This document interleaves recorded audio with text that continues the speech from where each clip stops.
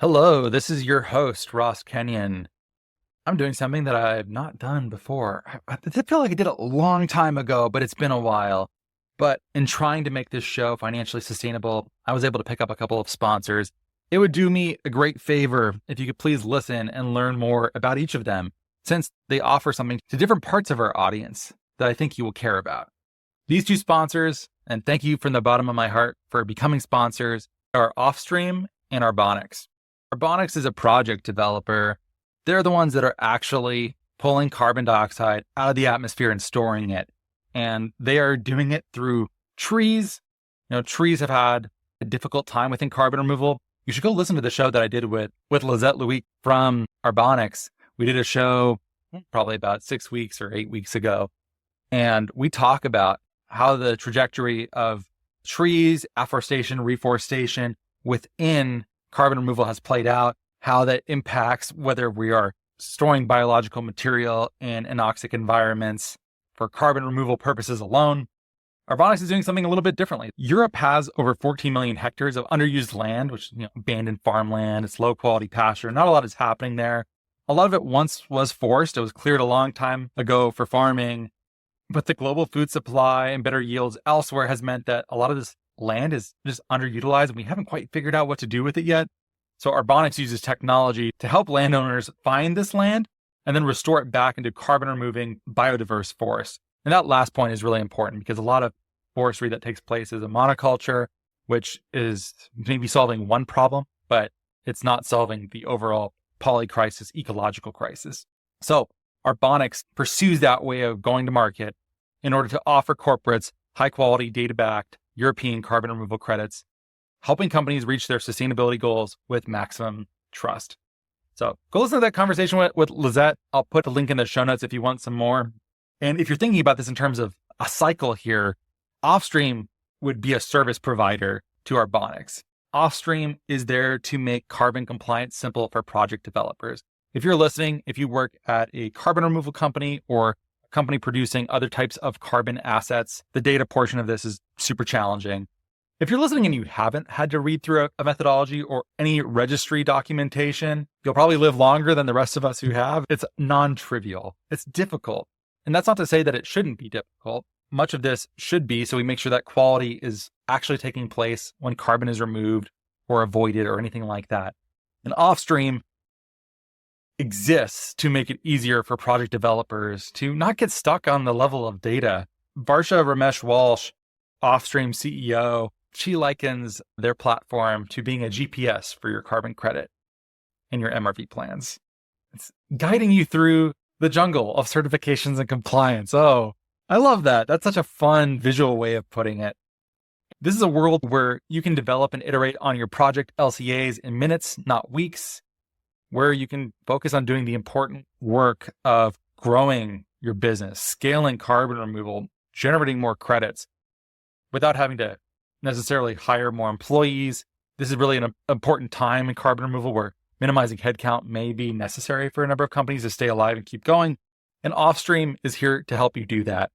They're here to help you with your LCA needs. If you're listening, you're a project developer, you know one, and they are having persistent migraines from paperwork, go over to useoffstream.com. Tell them that Offstream can help them handle the quote unquote boring bits while they can focus on saving the planet. Offstream, because paperwork shouldn't be a full-time job. Crack me up. Thank you, Offstream and Arbonics, for sponsoring Reversing Climate Change. I'm really appreciative that you're able to help me do this. It means a lot.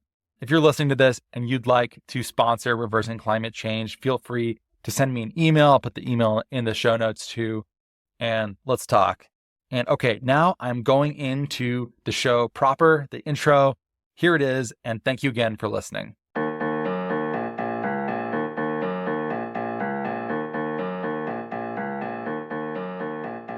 By way of a brief intro, this is a co-released podcast with my old friend Heidi Lim.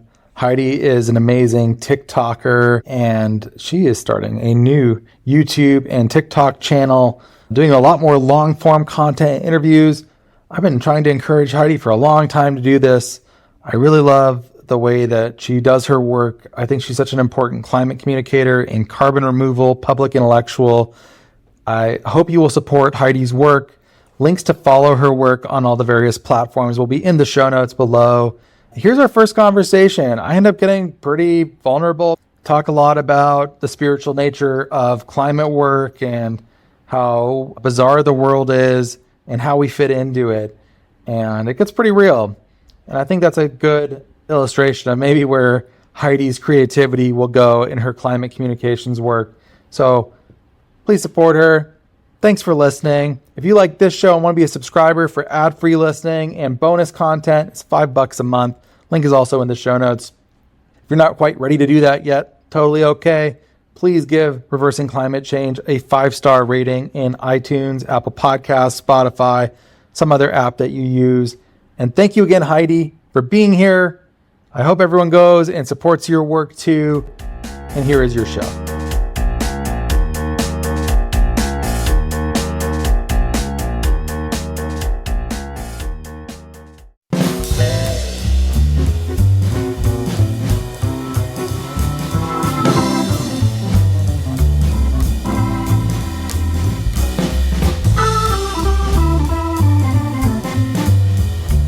Oh, hey. Welcome to our first long-form video. As someone who's been working in the climate space for many years, over that time, I've developed sort of a thesis about why climate media is flawed, and why I think there aren't that many climate influencers out there. And I guess I'm setting out to try to fill in some gaps I feel like exist. One of the things I'm seeing is that there's sort of this wall between everyday people who are feeling a lot of despair about climate change and the state of the world, who feel like nothing is being done about climate change. And then the other side of the wall, as someone who's in the industry, I see a lot of really good progress being made, and thousands of people who are doing some really awesome work every single day to work towards those climate goals, even in a difficult environment that we're in right now. And I feel like because of that wall, there is so much room for despair. I've been wanting to create a platform where I can help people see past that wall, and the people on the industry side, people who are working on climate, who may not have the time or interest to create a YouTube platform or create a TikTok platform, would be able to use the platform that I'm making so that you can hear those voices and hear what cool stuff is happening, and in a way that's accessible to everyone and feels humanizing. I would love for you to feel like you have these climate friends who you can turn to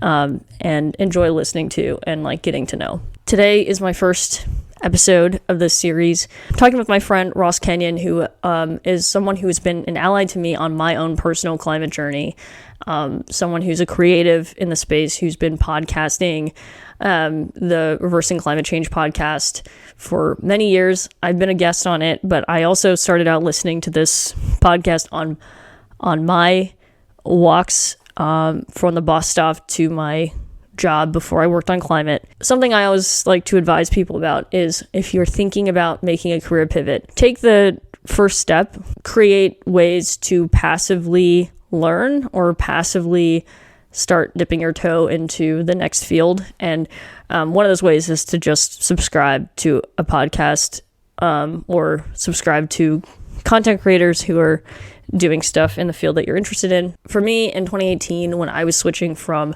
working in software to moving into climate work, I was just listening religiously to the Reversing Climate Change podcast. I hope you like this format. Let me know what you think, and thanks for spending time with me and Ross today. All right, Ross, thank you for being my first guest.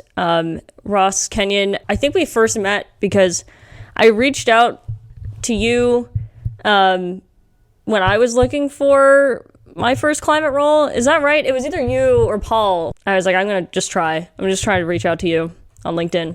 I think it was me, and maybe you reached out to both of us, but it was definitely at least me, because I remember speaking to you several years ago. That's funny though. In my memory though, your famous carbon removal essay in my mind predates my involvement in carbon removal, but maybe that's not actually what happened. Is this like a Rashomon kind of thing right now?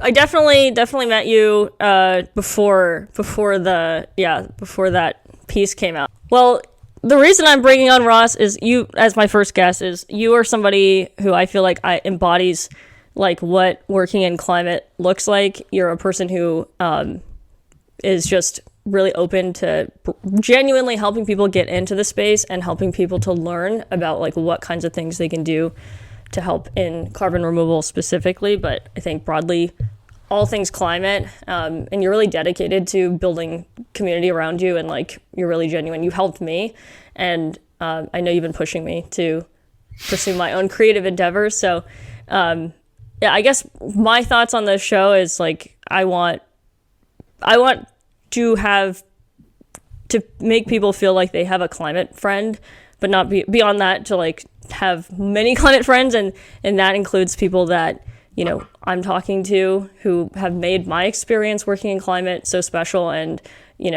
beyond the career stuff or whatever. Like I think the people aspect of working in climate is the reason why we can keep each other going, even though we continue to face really challenging odds in many ways. So yeah, that's kind of why I was thinking, yeah, Ross would be a perfect person for my audience to hear from, and appreciate you. And of course, you're also a founder, an entrepreneur. You worked on soil health. You worked on different carbon markets. I'm honored. Thanks. And you're a media guy, which I'm trying to be a media guy myself. You are. You've been doing this for so long. That's Successful right. TikToker. I'm sure the trajectory will continue that direction too. No, I'm really honored to be first here, and thanks for making me blush a little bit. I really do care about that kind of showing up a lot. I think LinkedIn has a strong performative culture. Mm-hmm. It's very self-serving, and so much of one's career life, there's an attitude of how do I get ahead? And one of the lines I always liked, it was always said very cynically, and you can read it in a very cynical way, but you can also read it in a beautiful way. It's from Hollywood. It sounds like something like maybe Betty White would have said or something. It's something like the people you see the people you meet on the way up are the same ones you see on the way down. Mm. And it's true. I think like you want people to remember that you were kind to them when you didn't have a reason to. You took a meeting that you didn't have to, and you helped more than you took.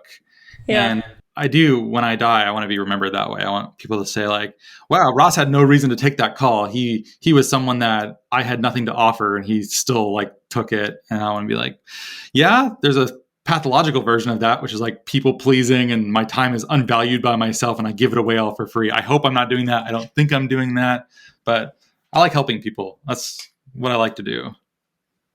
I feel that. I hope that the audience here today gets to feel that from you as well. And I also feel like you're not necessarily an anomaly, too. Like a lot of really, generous people were doing that for me when I was looking for my climate job, and continue to, and then they really pay it forward. So I feel like it's kind of cultural. You did a lot of it, did you? Because you had your people came out of the woodwork after your how to switch into climate or carbon removal piece came out. Yeah, and I think I remember talking to you, and you were just like, "Yeah, my calendar is just booked with people who want. I'm just giving them like free consulting on that." Am I remembering that right? Is that right?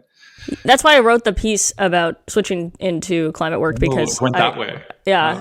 Wow. It was to help make my calendar a little bit less full, but then it ended up having the opposite effect, because then more people just knew about it. So, and I guess it's like this is an extension of that, which is like I just cannot take those calls, and I'm trying to think about how can I what's the force multiplier of my impact, and media is it for me. That's my thesis, at least.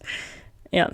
I think it's a good thesis. You already have good, positive proof points for it too. It doesn't seem like some delusional aspiration here. It seems pretty well grounded by your long-term passion for short-form video content, now longer form, medium-form video content. Okay, well, I guess I was thinking of this conversation in a few parts, and the first part was I guess just to talk about like the people who do climate work, because you are probably have the largest Rolodex of anyone in climate work, unless you have a very impressive Rolodex. Like, how many episodes are you into the podcast?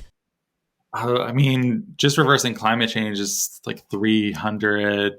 Wow. Maybe close to 400 if you're counting the unnumbered bonus episodes too. And then carbon removal newsrooms, like another 100 of those. But I didn't host all of those. But yeah. So about 500 maybe, depending on how you count. Yeah. Oh yeah, because sometimes there's like multiple people on at once. Okay, so that people of climate work is sort of my first bucket that I think would be a good area to dive into together. And then the second thing I want to talk about the state of climate media, because I feel like part of what I'm doing is trying to add to the climate media conversation, because I feel like it's flawed in a lot of ways. It's, an uphill battle in many ways. And since you've been in this world for so long, I think it'd be fun to chat about that. Okay. Well, I guess my first question is kind of related to both of them, which is I feel like you are the rare instance of somebody who wanted to work on climate change, but you had this idea very early on to make a podcast. And I feel like there aren't as many climate focused or like even clean tech focused podcasts as you would think based on how immense the problem is. And very early on in your founding days of Nori, you guys figured out, okay, we're going to do a podcast where we talk to other folks doing this work. Like, how did that happen? Why did you do that? It was my co-founder, Paul Gamble's idea originally. We did it in the hackathon, but Paul always had a really powerful content forward approach. And I certainly thought that as well, but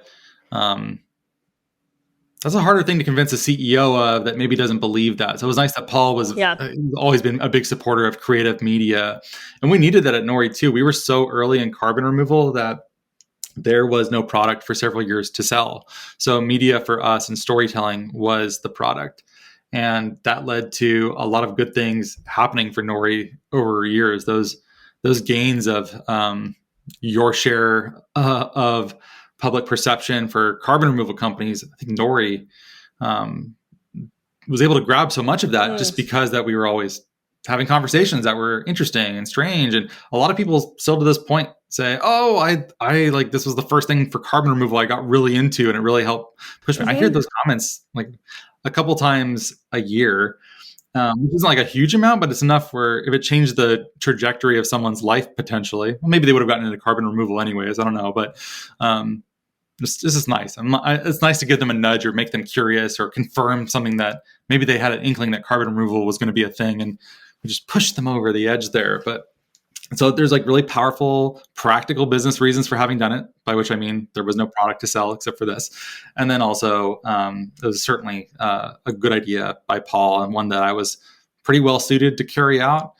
I think I was pretty well suited to carry it out too, because I had come from formerly a very ideologically driven political space where I was like very black and white, very foundational in my orientation. And I came out of grad school being pretty confused.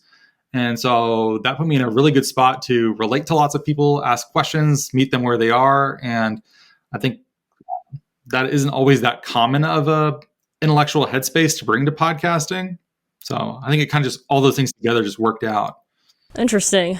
Yeah, I mean, I personally was listening to the Reversing Climate Change podcast religiously, literally every single episode through my job search. I hope there's a lot more people who continue to get a lot out of your conversations on that podcast. It's been super fun doing it because it's almost 8 years at this point, getting close to 8 years of doing Reversing Climate Change. And the competition has really stepped up too.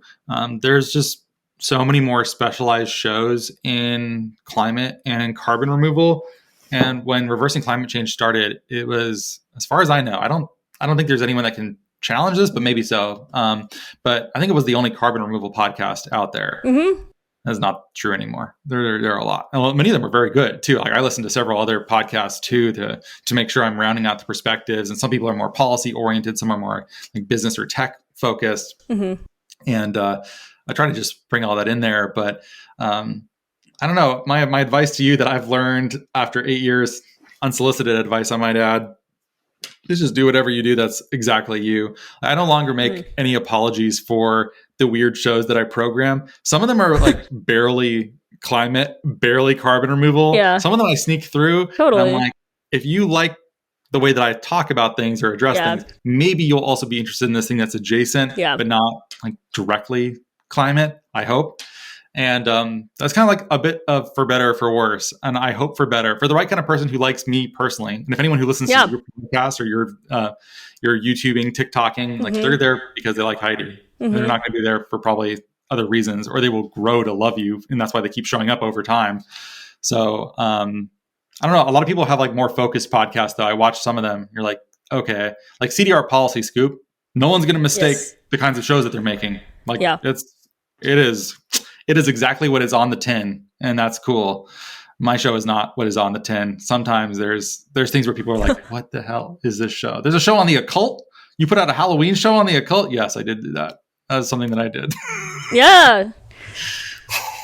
This is what I feel like is an issue with climate media is like you things are too specialized, and I'm trying.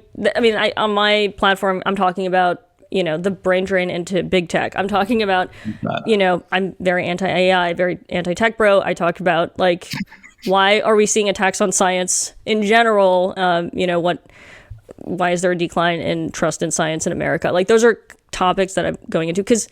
Yeah, I do feel that we very much sort of kneecap our audience because it's a very self-selecting group of people who want to watch or listen to climate-specific media. Like, I myself am, unfortunately, I don't even consume climate media because I'm just not interested a lot of times. Like, and so I kind of, but that kind of helps me to like figure out why, like what is the gap here, and like what would a YouTube channel look like where I actually want to watch it, and it helps me to stay up to date with climate, and that's what I'm trying to create, I guess. I think if you want something and you can't find it, whether or not that's media related or not, if you feel like you are the right person to make that, that's a pretty good indicator that if you feel that way, likely other people do too. And it's worth exploring and just seeing, is there an appetite for this thing? So I think you are correct in how you are approaching this. There are many shows that I don't listen to, or I'm just like, like I would rather listen to something that's fun, or listen to a book, or just, enjoy nature sounds outside without having something in my ears right now. There's a lot of competition for that. Okay, since we're on, we kind of dove into the topic of climate media. We can stay here. What is the state of climate media? As somebody who's been here for a long time, I can tell you how I feel it is as an outsider.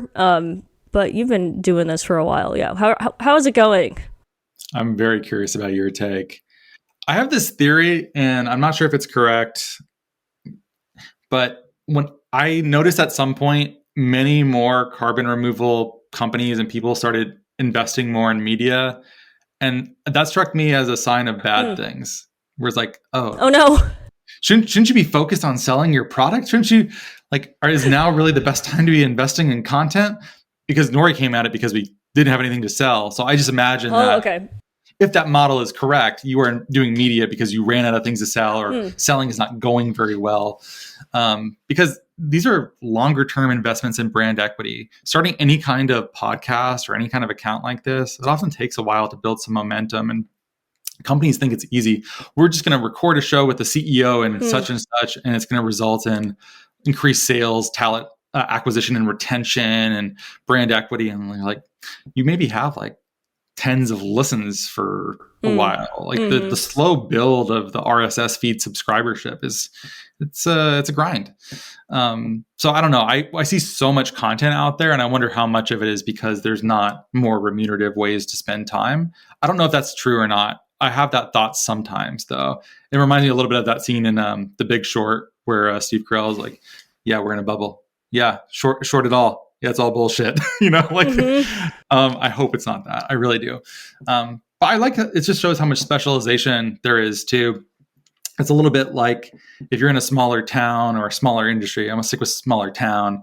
and there's only a couple restaurants. You got like a Subway and a Chili's or whatever. And you go to New York City and you're like, it's 3 a.m. and I can get Bangladeshi food. Like, how is that possible with this much specialization in like this area? Like, it's, I think like as CDR just grows as an industry, like the shows become much more specific, and people are trying to find ways to experiment with format too, like what you're doing. I think what Sebastian and Eva are doing right now with CDR Policy Scoop is very smart. There's a lot of stuff like that I'm watching. I'm like, cool, it's innovation with form and format and not just content. Whereas I'm very much like content driven. I'm like, maybe I'll make video too, but I am always just like, what's like something weird that no one is talking about yet that I'm like really interested in, that I can connect with my professional life. Jump in here. Yeah, sorry, I'm just rambling about this. No, it's great. I'm thinking of do you know that podcast You're Wrong About? I love that podcast. It's one of my favorites. No, I don't think I've listened to it. Oh, you have to. Okay. Well, if you like the occult, you're going to love this podcast.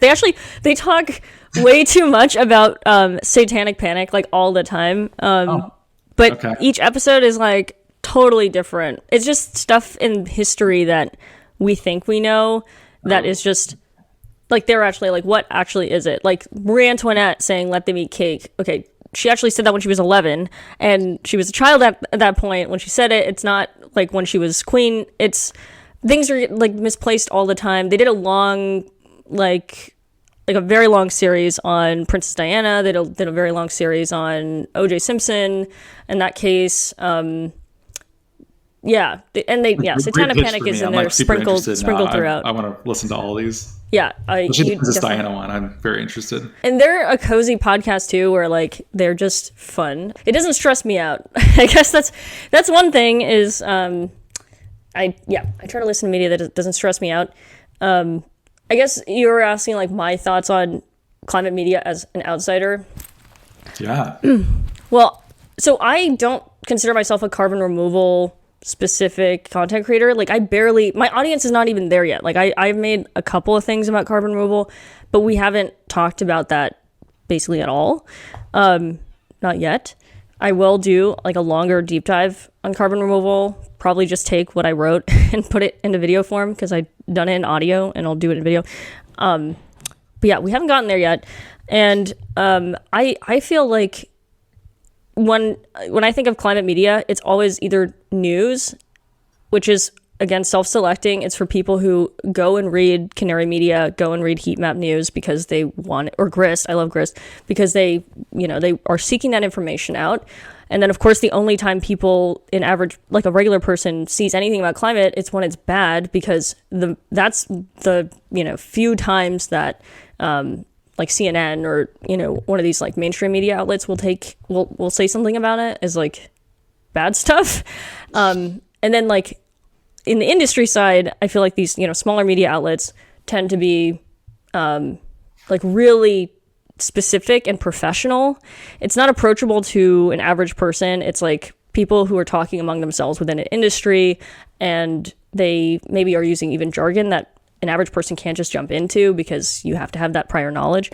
So I just think there's not enough of those like things on the periphery that's going to grab just a random person. And then the reason I'm focusing on TikTok is because it's just a medium that like I think professionals who are in the industry haven't touched. Like even you're really in media, but I was like, Ross, you have to please download TikTok so you can experience it when we were talking about it a couple of years ago.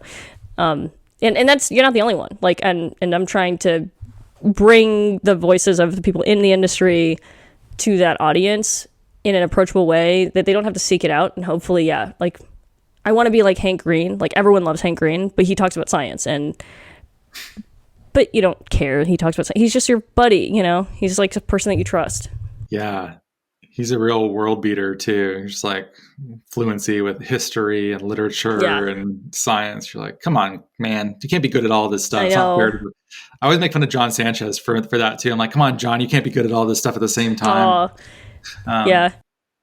But that's a good point. I really should just commit to doing it too. Do the occult stuff. The occult stuff. I did one show about how I don't like the phrase Faustian bargain for climate work, especially for geoengineering. I've never heard that. You never heard someone say a Faustian bargain? Explain it to us, because I don't think. Yeah, I haven't even heard that.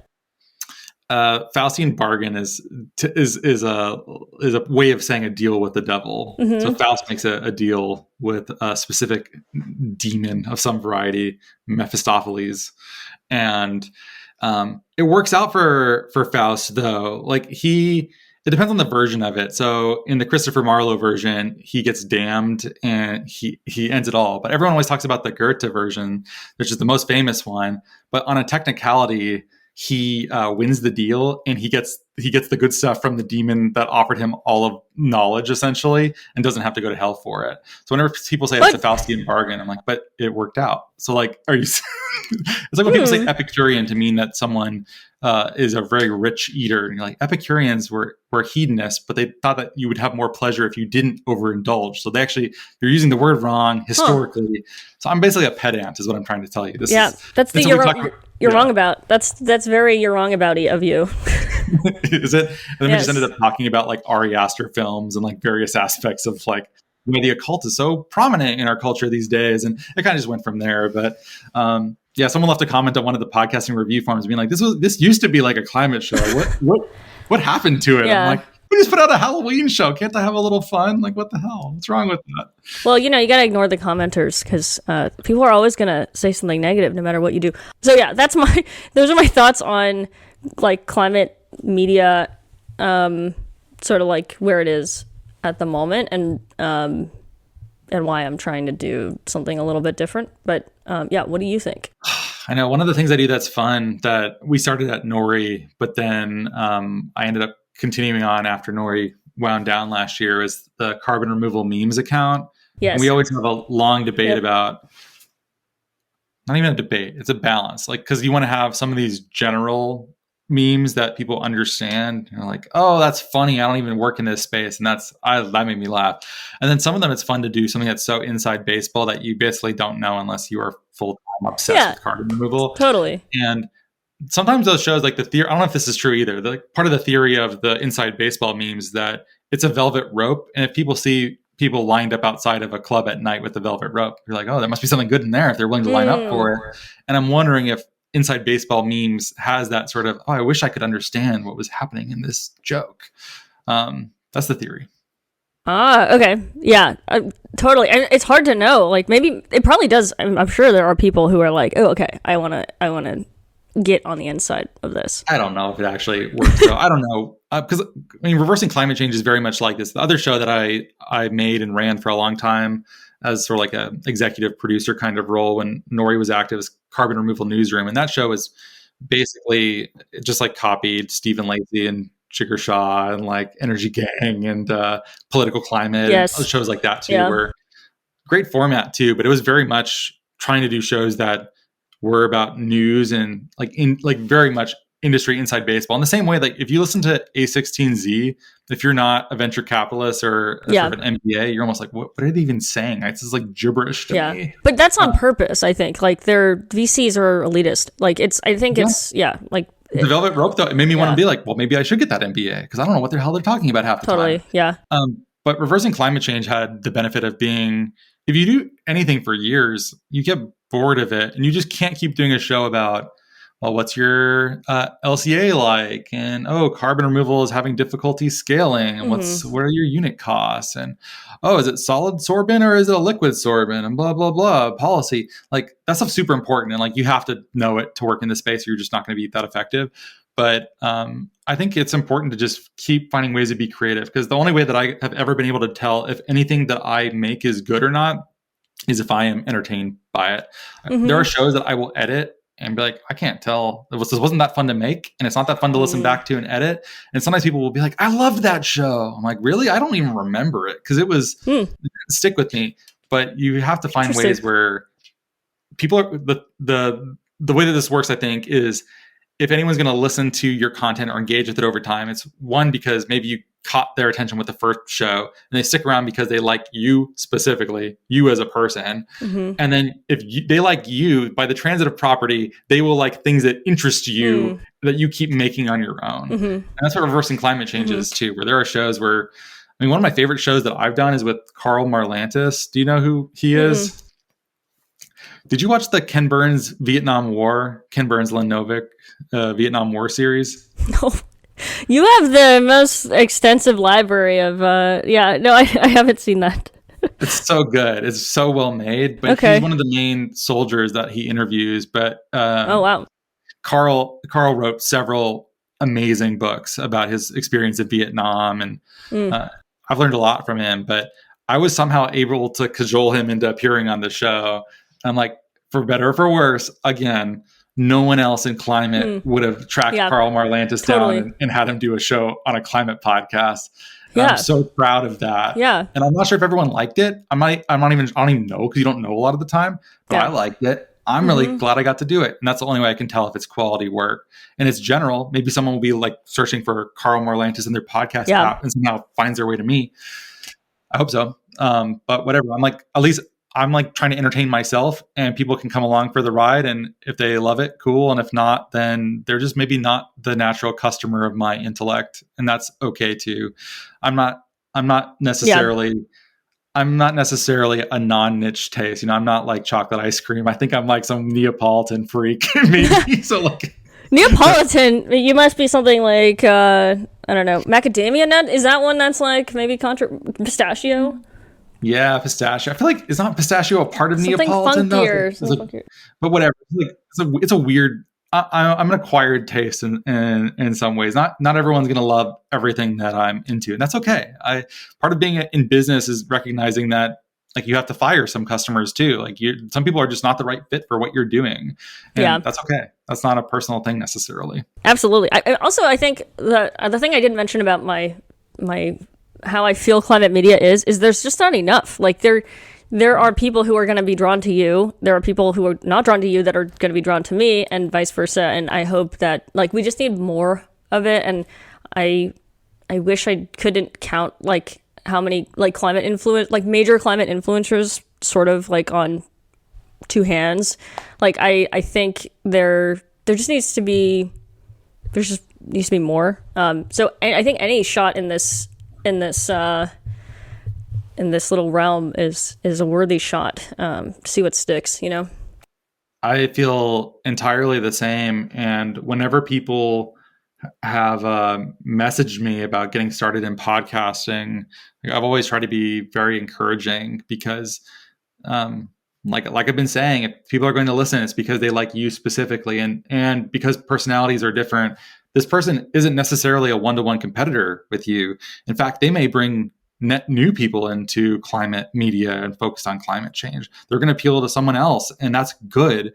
The goal is to grow the number of people who are concerned with and acting on climate.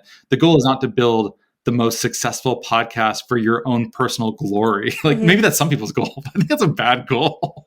I think I'd much rather just be encouraging, because you really never know. This is the Machiavellian version of it. Like, you don't know which direction your life is going to go. And like, maybe you need someone, and it's better to be kind to them overall. And that's a good reason to help people, even though they technically compete with you. But also, we work in climate change. I feel like fighting within carbon removal and climate is silly. It's like kind of silly. I don't like the status games of it. I just try to help where I can. Yeah. Okay. Circling back into, the people of climate question. What have you learned from being one of the biggest podcasters in climate? I don't even know if that's strictly true. Okay, one of the longest running. Besides Shale Khan. Yeah, Shale's been at it for a long time, for sure. I don't know. I think this tracks pretty closely with my life, but I came out of a previous period where I was very deontologically oriented for philosophy, just things being inherently right or wrong. It doesn't matter about the consequences. Okay. There's just right or wrong. And I came out of a philosophical paradigm that was trying to figure out how to come up with like a comprehensive system of knowing all of ethics and how that could be done. And if that sounds like a crazy project, yeah, it's super hard. And there's a reason why no one's successfully done it to completion, because there's always edge cases and there's always things that will break your system if you play with it. And I came out of a grad program. I did a year of PhD work in political philosophy, and I can go into why specifically. It's not super necessary to explain it here, but various things in that program disabused me of that being the correct way to think of things. So I ended up coming out of that in a space that was very nuance loving, where I tried really hard to listen to everyone and read everything. I insofar as I can pat myself on the back for anything, I feel like I've read deeply people who disagree with each other. Like I've not just read stuff that I agreed with. I've sought out. I've like read super widely, so I can have really cool conversations with conservatives. I can talk with Marxists. Like all of it is like comes out as good podcasting. That is fair. That I'm not like dunking on people in some mean spirited way. And that's been really fun. But I think in some ways I realized that I've surrendered a lot of moral authority in that process. And recently I've been feeling like many of the things that are happening in the world are just wrong, and nuance is the inappropriate lens to understand them. And I've been trying to reclaim some of that moral authority. So I even look back on some of that podcasting that was very effective at having productive conversations and think like, actually, I probably shouldn't have let that comment go. Or like, maybe I should have been a little more aggressive in opposing this particular idea. And like, now I'm like recasting what I used to see as virtue now as vice. I'm trying to process that right now. Wow, that was a different direction than I thought it would go. Yeah, I guess, I mean, it's more of a media question than a people question in this case, I guess, for you. Like, I think that is a huge question happening in the podcasting space in general, right? Like, what's platforming versus like co-signing, and yeah, like it's this whole like both sidesing is kind of, I don't know if this is what you were saying, but like, yeah, sometimes not having some sort of like viewpoint or filter can become platforming, I guess. But it's tough. I mean, you're inviting a guest, and it's like they came into your home and you're feeding them lunch, and they came and spent time with you. So it's kind of a weird, awkward situation, right? Yeah, I never wanted to invite someone to the show that was going to be a gotcha or was going to dare to embarrass them. In fact, one guest that we had on was doing work that was, maybe they characterized it as carbon removal. Back when Christoph was co-hosting it with me, disagreed that it was carbon removal, and I felt like kind of bad that we maybe ambushed this person. And I'm like, we probably just shouldn't have had them on. I don't know if that was ethical to invite them into a space where they thought they were going to be having a cool conversation, and now they're like defending themselves. I regret that one. Hard to say, like, yeah. Okay, so I know both of us have thoughts on this concept of the kinds of people who could work in climate, who choose to work on in big tech and AI and other things like software things. Software is king in the last 10 years sort of thing. And you and I try to spend a lot of our efforts helping people to transition into climate work or choose climate work. And yeah, I want to talk about this video that I made recently that did really well. A lot of people resonated with this idea that there's a brain drain into Google, Meta, Twitter, whatever. What do you think about that? I think it's true. After Nori wound down, I don't know, I've been applying for full-time positions, and many of the most attractive ones are at Fortune 100 companies. And even the ones that relate to carbon removal, the wages there are substantial. They're the kind of jobs where when you see them, literally everyone in carbon removal applies at the same time. Yeah. Like whenever Frontier puts a job out, Stripe puts a job out, Apple puts a job out, like, like I'll go to a meetup. It's like, you guys apply for this? They're like, yep, to a person, everyone applied for it. And watching that, it's I mean, it's good though. Those are good jobs where people should be there. But there's also just the brain drain element of it where people aren't working on climate at all just because the wage competition is just so intense. And Yeah. I've done a lot more. I never like talking about this in public because I feel like talking about any good things that you do in public obliterates the moral value of it. But I've done, God, so like I'm in a tough spot because it's relevant to this. Okay, I've been doing more volunteering and trying to just get much more engaged in community matters, and it's been a really positive experience for me. I've Nice. really felt connected, and a lot of the work I gravitate towards is very care oriented. And it blows my mind to go to some of these places and see people who are doing, honestly, some of the most valuable work on the planet, doing work in like hospice care with death and dying or with transitional housing, and seeing these people and be like, you're probably making like $35,000 a year and like living here. And you're like, and then you'll see someone who is coding something that steals your data and is creating a horrible monster out of it, the repercussions of which we may not see for years. And it's like, as someone who came from an intellectual space that cares a lot about markets and the importance of how markets tell us about what type of work is valuable, seeing the discrepancy between these things has made me really question, like, if the systems that we use for determining value are not totally messed up in some way. And it can really mess you up. I've known some people who recently were opposed to what was happening with the second Trump administration and policy changes, but they liked certain parts of it that they had a financial interest in. Like I had met people that had AI investments or had worked in that space, or were involved in crypto, or involved in some of the spaces that maybe the policy changes relative to the Biden administration were industry enhancing or clarifying in some way. And it made me feel really sad that people could be persuaded out of having moral authority because of some pecuniary interest in their very specific industry. And it made me think of, like, one of the most hated passages that always freaks everyone out is the verse in the gospel about how if your right hand causes you to sin, you should cut it off. But I honestly feel like if working in AI or investing in crypto or anything like that causes you to make bad decisions like that, you should just divest from it. Because if it's going to cause you to turn a blind eye to things that are happening that are just not, you would not otherwise support, I think it's imperative upon you to stop doing that.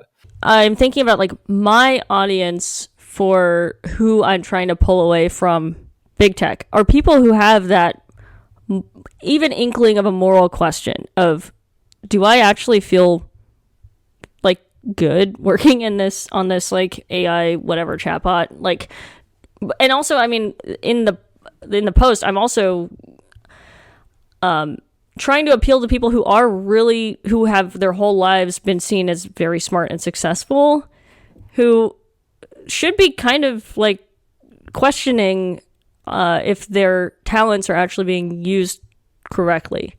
Like, it's not just that there's money there. It's like, well, do you, like, what's the cost to you to work on something that isn't morally aligned or morally dubious?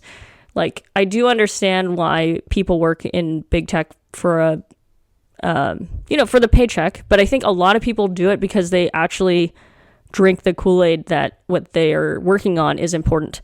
And, we all do, like, mental hoops to justify whatever we're working on. But I think there's like a big subsection of people who have the golden handcuff problem, where they don't actually want to be there anymore. They don't actually feel like their talents are being used. They care more about some other thing, but they're getting paid so well that it's very hard to make that decision. And so I'm kind of speaking to an audience who's trying to ask, what else is there? How do I find that role? Because, I have this other thing I do where I'm like, I ask people, if they can name 10 climate companies or 10 climate organizations.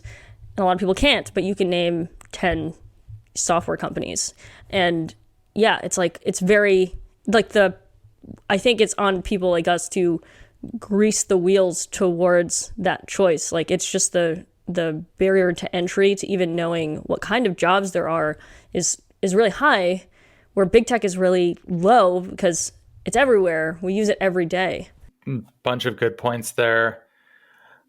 I had a conversation with an old friend of mine recently. Do you know Drew Wilkinson? Drew was part of the Microsoft employees who were working to make Microsoft much more sustainability oriented, even though Microsoft is essentially the world leader in that, but still, supporting fossil fuel extraction and involved in some not so nice parts of the economy as well. And I was talking to Drew about this recently. He's been publishing about this, so I think it's fair game to talk about. But he got part-time job doing architectural salvage, so he can reuse building materials, and that's climate work. It pays for crap, but not everything is about like how quickly can you earn $300,000 and have a nice pile of income sitting aside. I don't know. I had a thing recently where I respect Drew a lot for this, by the way. I think it was inspiring to me to talk to him recently for it. I had a client recently that I also just thought that they were doing things that was just going to bankrupt them. I thought they were going about this in a bad way. And I'm a contract employee, and I'm telling them to cut expenses, and therefore am just sort of de facto in the sights of cost-cutting measures for bringing this up. But I try to have an attitude of, if you're paying me to tell you the truth, I'm going to tell you the truth, even if it might mean that I'm going to lose my job. And I'd like being able to feel good about providing enough value to do that is worth the risk of me losing the short-term paycheck. And as I get older, rather than getting more conservative in this way where I like more trying to protect what I have, I have a family. I don't want to like lose things. Like those things are really hard. Like I'm the primary breadwinner. I need to like make sure I do these things, but I also don't want to sell my soul in the process. And I feel more comfortable for ethical reasons, just like telling the truth and doing things that are individually hard, but make me feel like I'm being as honorable as I reasonably can. And obviously I suck at this too, and I fail at this. I am not like putting myself up as some saint. I'm like the lowest of the low in some ways too. I actually really try to be a decent person. But ultimately the responsibility for your actions is 100% your own.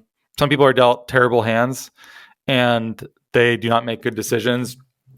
And there are probably good reasons for them failing to make good decisions, and we should have mercy for them and understand that. But I also think how you choose to be in the world is your responsibility. And I just want to be able to be proud of it. And I think if I took a job that was doing things that I felt icky about, and I worked that job for 10 years so I could earn good money and I can do good stuff later, I don't want to do good stuff later. I might not be here later. It's my job to do that now. I don't like talking like this though, because it makes me sound like I think I'm some fantastic, wonderful person. But that is how I'm like trying to make more decisions now these days. I mean, I feel that way too. It's like a place of privilege to be like, to make that decision. But what I'm saying about the golden handcuffs is there are plenty of people who have those privileges and could make those decisions who either don't know how to, and hopefully they come to people like us to get that guidance, or they're just not there yet. Like they don't feel that weight enough yet. But yeah, and I never blame the people who are experiencing, these choices, because it's hard. Like the system, we live in a capitalist system that is making things harder every day, it seems, for us to like make choices like that, because we are being pressed to live with less over time. And then, there are like crazy amounts of money in things like AI.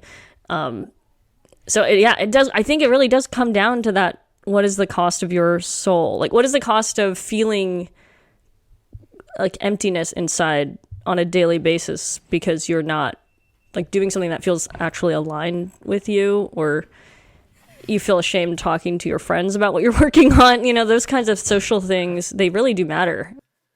My wife and I have this funny split where she's very justice oriented and I'm very mercy oriented. And obviously you need you need a mix of both to have like a healthy relationship to causality and action. But what do you do when someone doesn't realize that what they're doing isn't wrong, or maybe they've suppressed the feelings of wrongness and are just happy to be getting that good paycheck and are on autopilot for a while until they have a chance to do something really positive later? Like, shame can be potentially productive if used appropriately. But I'm like really cautious about entering into that judgmental space in that way. I think that how it makes you feel, I think, is also a dangerous sign, because becoming self-righteous, I was self-righteous recently with people that I felt disappointed in their actions, and it's a drug. Like, I feel the anger surge, and even if it's well applied and deserving, as far as you know, which you might actually be wrong about in some cases, you see all the nuance, like baggage that's just like in the back of my head, even like trying to speak coherently. That's like where I'm coming from. But you can just like feel how it makes you feel. Like, I say this like lowest of the low thing. I'm like trying to be aware that even like as a secular person, I like the Christian notion of sin, and what I like about it too is that it's not about there's not really like gradations of it. It's like you're embedded in it. And so like one person who does something that's like the worst crime imaginable, and then the person who just holds anger in their heart, are both equally guilty of murder in this way of understanding sin, which might strike some people as crazy, and maybe it is. But I don't know. I don't like being able to be put in a position where I'm feeling that anger and I'm putting myself above other people, and I'm casting out these people who have profaned. And I think people who get too enamored of judgment give voice to like a kind of a sick part of us that likes going to war. It's like very similar to it's battle. I don't know if you've ever had that surge in you, but I don't know. I don't think that we should be experiencing as much of that. I think we should be experiencing more mercy and more forgiveness and more understanding where possible.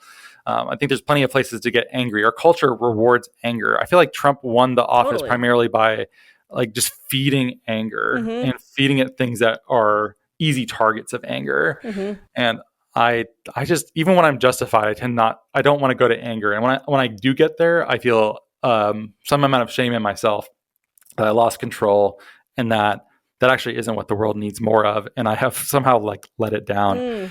Has this gone off the rails for you? Is this like too far afield? No, it's okay.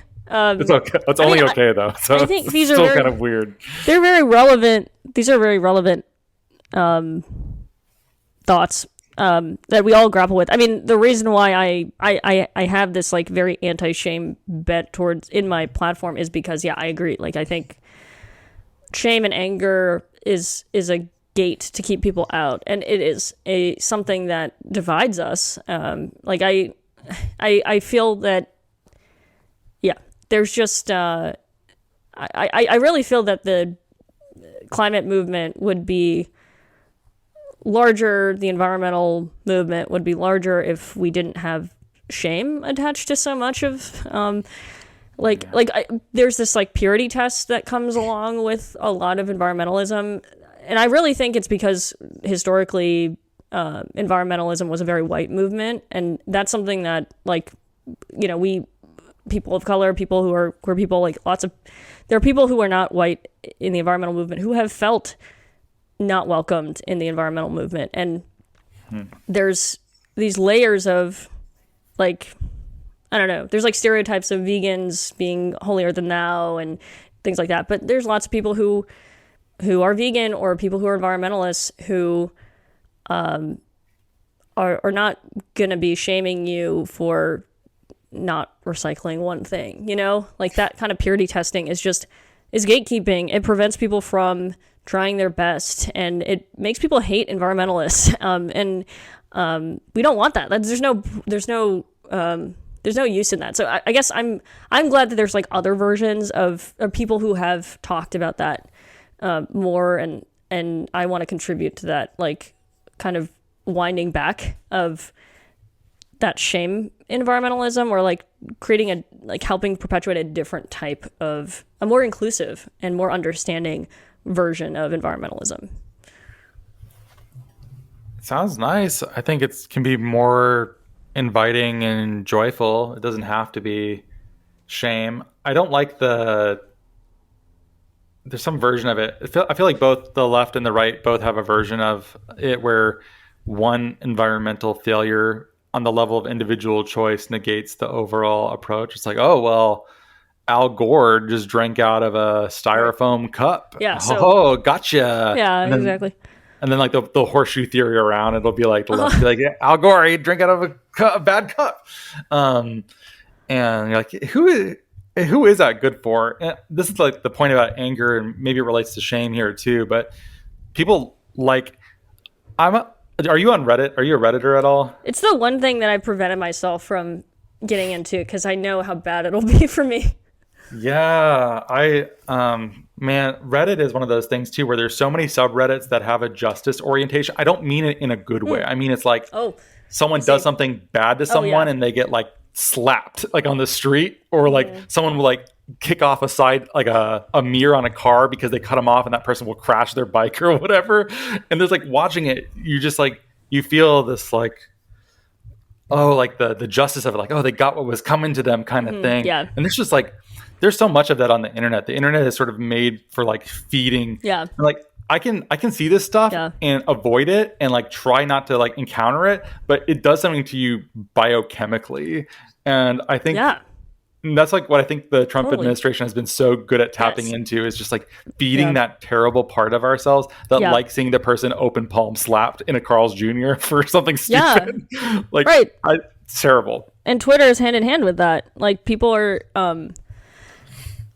everything's World Star right now, which is shouldn't be. And what a reference there. It really is. It does. It goes out to like moral erosion. Like, what does it help us do? Like, it doesn't help anybody except for us to feel a little bit better for like a second. Well, we're all getting oppressed at the same time. I think it's good to like acknowledge one's shadow and see that, like, wow, even I, who consider myself to be someone who cares about mercy, can be moved to feelings of joy at retaliation and retribution. Like, I have that in my soul. Like, I thought I was like above that or trying to it's still in me. And like being able to acknowledge that too, I think is where spiritual growth, if it can happen, is likely to happen, because you're like, wow, I'm like down in the muck with literally everyone else, no matter how hard I try. And I keep aspiring to crawl out of the muck, and there I am again. Unfortunately, you're still human. Very. Well, for now, we'll see what happens. Well, Heidi, but yeah. TBD if Ross ascends beyond his human constraints. Okay, I guess I want to let you go at some point, but we obviously could. There's lots of things we could talk about, but I guess I'll leave with the last thing, which is I, on this platform, am trying to help people to see that there's reasons to not be completely to feel complete despair. Like there's actually reasons to feel like progress is being made, and maybe this is going back to the media thing. Like, I feel like that's something people miss. They're not reading good climate news. Like, there are obviously like Elena Wood, Garbage Queen. Like, she's somebody who's trying to combat that with bringing good climate news to people, and we need more of that. What's keeping you going in this work, and what are some things that keep you hopeful? I've been spending time in those spaces recently that are people that I mentioned who are doing care work or things that are not remunerative but are worth doing for their own sake, and people who feel called to renounce the status and the financial rewards that come from seeking a tech job. I think people who have chosen something different, not because they had to, but because that is how they want to spend their time. And that's also someone like Drew. It's both people who are working in some of these housing things that I have met, and then also people that just sort of like came out of a tech environment and realized, well, I'm not even sure I want to go back into that. In fact, I'd like to use my talents for something else. And I think that kind of spiritual change that leads people to do things like that is makes me reimagine how I'm living my life too. Because obviously, I post things on LinkedIn. I care about status. I like acquiring new affiliations because it provides a lot of validation where you can say like, oh, people think I'm smart and cool, and like I am invited to do this high status activity, and isn't that great? And I like, I feel really challenged in the best kind of way when I see people that are not doing that at all. I feel like I do it in a self-aware way, which is good. It's better than not.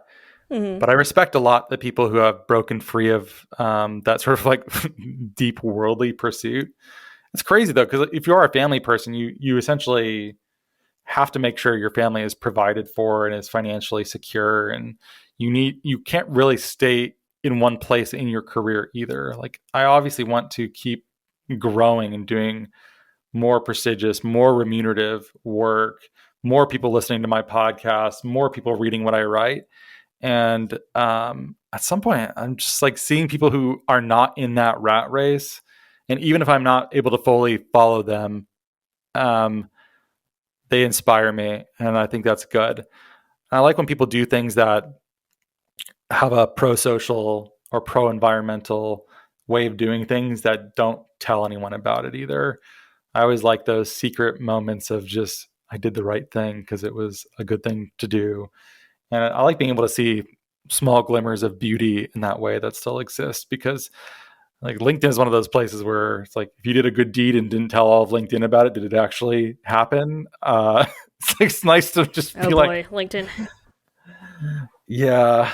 I don't know. I think some of those things that are lower status are just sort of small human scale kindnesses or moments of self-deprivation that no one else knows about, but that was the correct ecological or environmental or social move to have made. And again, I fail at this all the time, and I'm like not optimized for this at all.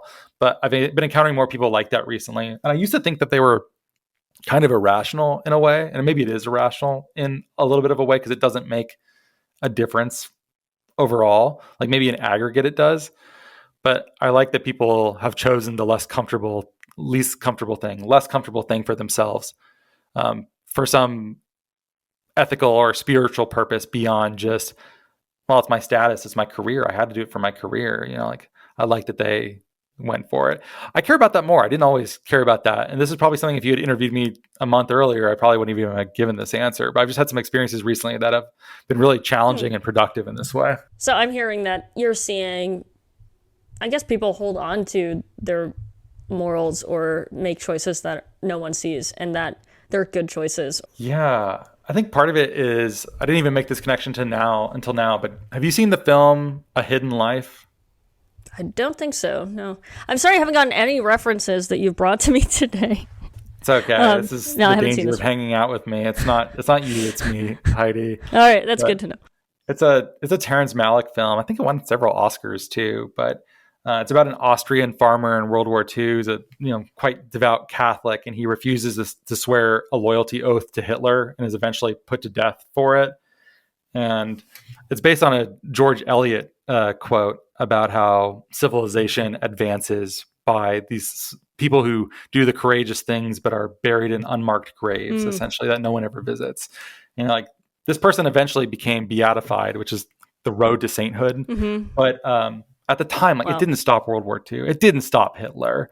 But there's something that's still very meaningful about his choosing to do that, even though he had a family, but just would not serve in the army, would not swear the oath, even though everyone was trying to convince him, like, we're going to put you in a hospital and like just let you be an orderly in there. It's going to be fine. He's like, I'm just not willing to do this. Put me to death if you want. And it's irrational. Wow. It's crazy, but it's so moving. There's something about that where I'm like, I am meeting people that have that kind of character lately. And I'm like, I wish I would have half the amount of character this person does. And it's just been really great. Beautiful. I feel like I've been learning about myself and about the world and the kinds of people that are worth following. What a beautiful end. I mean, to this conversation. Thank you, Ross, for chatting on this inaugural podcast, video interview, I mean. And I'll make sure that we get people to go watch your content, and because you're gonna have video soon, hopefully. I know you have video on Spotify, and hopefully other people will be inspired by your work over in the podcasting sphere and beyond. Thank you, and likewise. I'm happy to take your cues here, and I'll likely follow you with the right set of nudges. Yes. I should just come do stuff with you more often. Thank you for having me. I'm so honored. I'm the first one here. I've learned a lot from you over the years. I'm happy we're friends, happy to be supportive of your endeavors, and wish you great success doing this. Thank you. Yeah, hopefully in a year we can look back and there will be some growth. We'll see. Yeah. Okay. Thanks, Ross. Thank you. All right.